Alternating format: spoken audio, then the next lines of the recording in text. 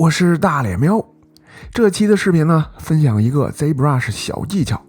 平时经常会用到 Array Mesh 这个功能来重复排列模型。那比如我这里呢重复了5次，接着通过调整 X 方向上的位移来排列这5个物体。那么调节过这个距离的都能体会到它非常的难用。那这个滑块呢控制的距离特别的不精准，都是一段一段的。很难精准的控制它的距离到某个特定的位置，大部分情况都得手动输入去一个个的试，特别麻烦。其实呢，它是可以精准丝滑的调节的，只不过这个功能呢藏得比较深。在这个滑块的上面双击鼠标仔细观察的话，你会发现这里出现了一个隐藏的滑块。那拖动这个滑块的时候呢，整个感觉就比较丝滑了，非常的顺畅。那用这个滑块调整的就比较精准了。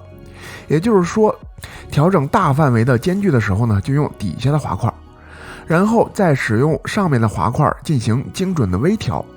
这样结合着使用，整个的使用体验呢就要比之前好很多。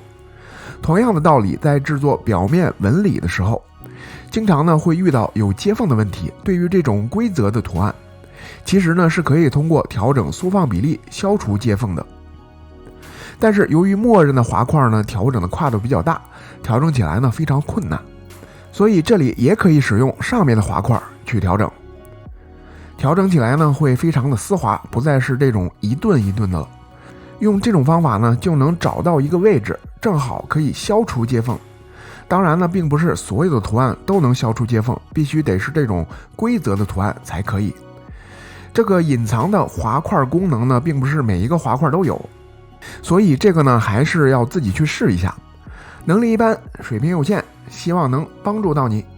这期的分享就到这里，感谢观看的你，我们下期见。